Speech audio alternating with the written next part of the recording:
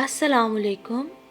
हमारे चैनल बिया और माला पर खुश आमदीद। अगर आप हमारे इस चैनल पर पहली दफ़ा आए हैं या आपने अभी तक सब्सक्राइब नहीं किया तो बिया और माला को सब्सक्राइब करना ना भूलिए। खुदा जाने ये सास नंद चांद का टुकड़ा घर लाने की ऐसी शदीद ख्वाहिशमंद क्यों होती हैं। शायद इसलिए कि जब वो चांद का टुकड़ा इनके आंगन में उतर आता है तो फिर वो इनके लिए दरहकीकत चांद का बेजान सा टुकड़ा ही बन के रह जाता है। जैसे चांद का नूर, सारी खूबसूरती दूर आसमानों में ही है, बहू भी ऐसी ही होती है जिसका हर गुण, हर खूबी, हर खूबसूरती घर से बाहर तक ही नज़र आती है। जैसे ही ससुराल के आंगन में कदम रखा, मानो अपना हर गुण गंवा दिया, दूर का ढोल सुहाना बन जाती है। कुछ ऐसा ही मेरे साथ भी हुआ था। हालांकि मेरी सास मेरी सगी फूफो हैं और शादी से पहले मेरी चांद, मेरे जिगर का टुकड़ा, मेरे दिल की ठंडक और आंखों का नूर, घर का उजाला जैसे नामों से पुकारती थी। आते जाते प्यार किया जाता और यही हाल मेरी चारों नंदों का था। यूँ लगता था जैसे मैं कोई शहजादी हूँ और वो मेरी रियाया। हर बात पर मेरी तारीफ, मेरी पसंद का ख्याल रखना, मेरी सालगिरह हो या कोई ईद, त्यौहार या इम्तहान में कामयाबी का मरहला, हर मौके पर मुझे विश कार्ड्स और तहाइफ देना। मुख्तसर ये कि मोहब्बत के ये मुजाहरे देखकर मैं मुतमईन थी कि मेरी ससुराल मेरी कदरदान और मोहब्बत करने वाली होगी। मुझे किसी मसले का सामना नहीं करना पड़ेगा। अपनी बड़ी बाजी आयशा की तरह मुझे हर वक्त शिकायतें लेकर अपनी माँ के घर नहीं आना पड़ेगा। मैं देखती थी मेरी बड़ी बहन आयशा बाजी चुपके चुपके अम्मी या बड़ी भाभी से अपनी नंद और सास की शिकायत लगा रही होती थी। अम्मा जी ने तो जैसे ठान रखा है कि मेरे हर काम में कीड़े निकालने हैं। जितनी भी खिदमत करूं, जितने भी काम करूं, हर वक्त मुंह फुलाए रखती हैं। जबकि आलिया और फराह जो बाजी की नंदें थी, बाजी के बकौल उनकी कितनी भी खिदमतें खुशामदें कर लो, खुश फिर भी नहीं होती। अम्मी का अक्सर यही जवाब होता, कोई बात नहीं आयशा बेटा, हर घर का अलग दस्तूर होता है। हमारे घर में अलग तरह का रहन सहन था, तुम उस घर के तरीके अपना लो, सब ठीक हो जाएगा। आखिर तुम बहू हो उस घर की, उनकी इज्जत हो, फिर तुम्हारी सास नंदे तुम्हारा बुरा तो नहीं चाहेंगी ना। मगर अम्मी, सारिम भी ये सब देखकर कुछ नहीं कहते, आपकी तरह उल्टा मुझे ही नसीहतें करते हैं। बाजी रूहान सी हो जाती तो अम्मी यूं दिलासा देती, बेटा थोड़े दिनों की बात है, फिर देखना ये सब मसाइल ख़त्म हो जाएंगे। बस फ़िलहाल तुम सब्र और हौसले से काम लो, ज़ुबान मत चलाना सास के सामने या शोहर के सामने, सब्र से काम लो और मेरी, सारिम और अपनी सास की नसीहतें गौर से सुन के उन पर अमल किया करो। तुम तो मेरी बहुत अक्लमंद बेटी हो। अम्मी उन्हें अपने साथ लगा कर कहती। मैं उन दिनों हाई स्कूल की तालिबा थी और सोचती थी कि अम्मी बाजी का साथ देने की बजाय उनकी ससुराल का साथ क्यों देती हैं, और साथ ही ससुराल का एक खौफनाक तस्वुर भी मेरे जहन में बस गया। फिर तो गुजरते वक्त के साथ साथ बाजी की शिकायत कम होते होते बिल्कुल ख़त्म हो गई। अब वो जब भी आती तो उनका मौज़ूए गुफ्तगू शानी और हमज़ा यानी उनके बच्चे ही होते। कभी उनकी बीमारियों की तफसील और परेशानी के तज़किरे, कभी उनकी जहानत के किस्से, और वो दोनों थे भी बहुत प्यारे और शरारती बच्चे। फिर आफिया की आमद ने उन्हें किसी और जानिब देखने के काबिल ही न छोड़ा। ज़िंदगी अपनी डगर पर रवां दवां थी। मैं जब सेकेंड ईयर में आई तो फुफ्फो ने बाकायदा मंगनी का शोशा छोड़ दिया। अम्मी अबू कदरे मुतामल थे। छोटी भाभी ने मुझे बताया कि उनका ख्याल है जब बड़ों के दरमियान ज़ुबानी ये रिश्ता तय हो चुका है तो फिर इस नुमाइश की क्या ज़रूरत है। मगर फुफ्फो को अपने इकलौते बेटे की खुशी बहुत अजीज़ थी, जिसे वो एक बाकायदा तकरीब की सूरत देना चाहती थी।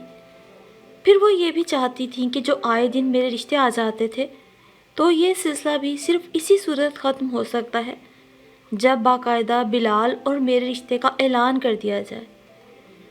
और शायद उन्हें यह भी खदशा था कि कहीं ऐसा ना हो कि कोई रिश्ता ज़ईम शाह जैसा आ जाए, जिसके बारे में छोटे भैया तो राज़ी हो भी गए थे, बल्कि अब्बू और बड़े भाइयों को भी कायल कर रहे थे। ज़ईम उनके बचपन के दोस्त शाहिद का कज़न था, بے شمار زمین جائیداد کا واحد مالک، انتہائی خوبرو اور سمارٹ، مزاج کا سادہ اور عادات کا پسندیدہ، سلجھا ہوا اعلیٰ تعلیم یافتہ۔ شاہد کے گھر کی ایک تقریب میں ہم سب گھر والے مدعو تھے۔ وہیں زعیم کی امی نے مجھے دیکھا اور فوراً ہی میری صورت نے انہیں اپنا گرویدہ بنا لیا۔ شاہد کی بہنوں سے میری بھی اچھی خاصی دوستی تھی، پھر ان کے ساتھ ہنستی بولتی گھر میں ادھر ادھر پھر رہی تھی۔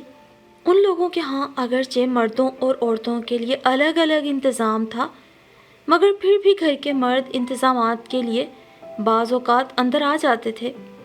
ایسے ہی کسی لمحے زعیم کی نگاہ مجھ پہ پڑی اور شاہد کی بہن فضا سے اس نے میرے بارے میں پوچھ لیا، اور بس پھر کیا، اگلے ہی روز ایک شاندار چمچماتی نئے ماڈل کی گاڑی ہمارے گیٹ کے باہر کھڑی تھی۔ ان کے مدعا بیان کرنے پر اگرچہ امی نے فوراً ہی میری اور بلال کی نسبت کا ذکر کر دیا تھا، مگر زعیم کی امی پھر بھی یہ کہہ گئی تھی، آپ اچھی طرح سوچ لیں بہن جی، ہم پھر آئیں گے۔ اور پھر وہ کئی بار آئیں۔ شاہد کی بہنیں زعیم کی تعریفوں کے پل باندھتیں، اس کی شرافت اور سادگی کی داستانیں سناتیں، اس کی خوبروئی اور سچائی کے تذکرے، اس کی بے شمار دولت اور جائیداد کی تفصیل، اور سب سے بڑھ کر ان سب خوبیوں کے باوجود زندگی میں پہلی بار صرف اور صرف وہ مجھ سے متاثر ہوا تھا۔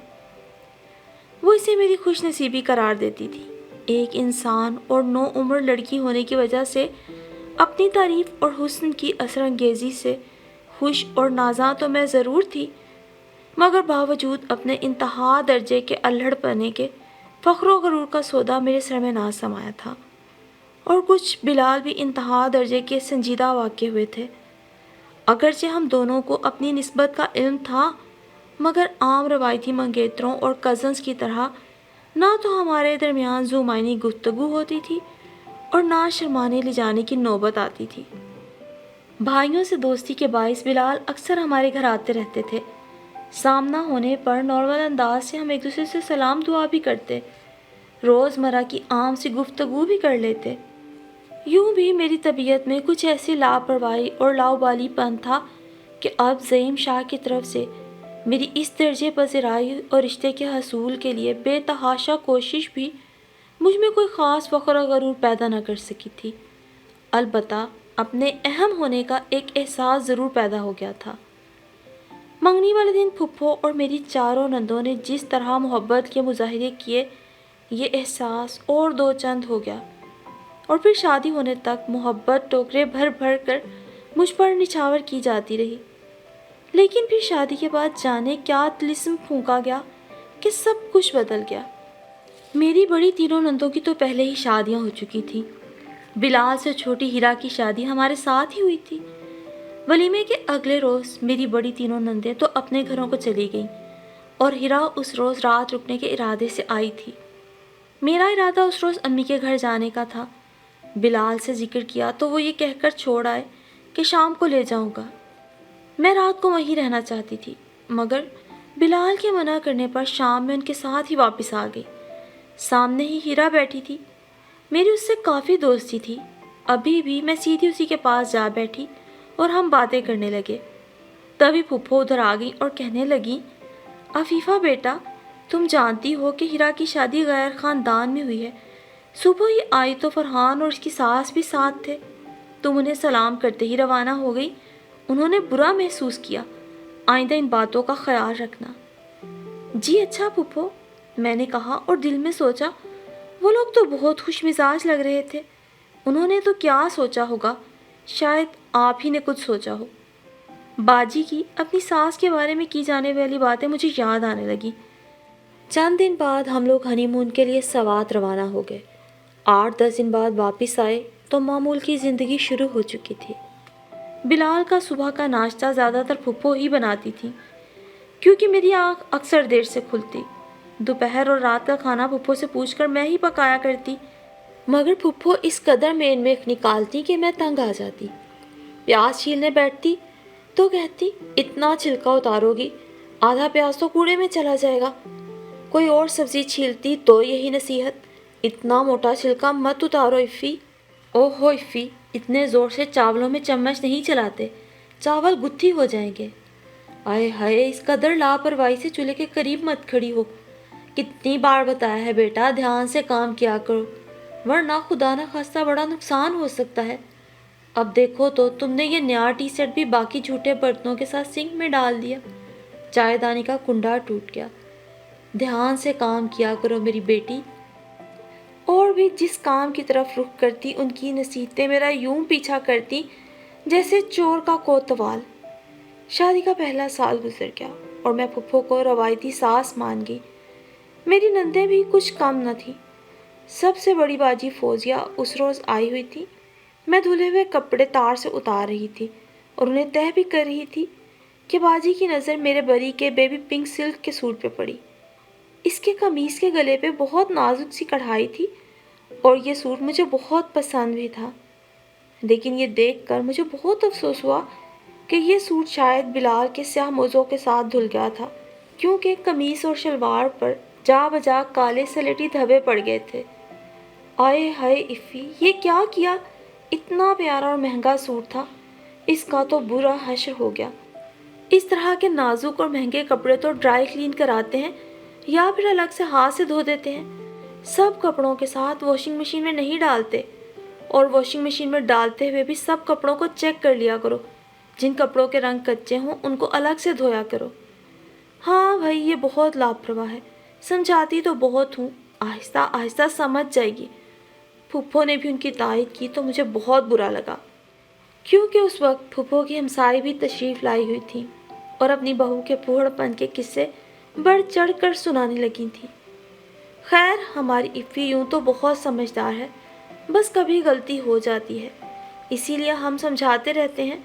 वक्त के साथ समझ जाएगी। ज़िंदगी गुजारते गुजारते सब ढब आ जाते हैं, फूफो ने कहा था, और फौजिया बाजी भी उनकी हाँ में हाँ मिला रही थी। मगर मुझे ये फाहा ना काफ़ी लगा।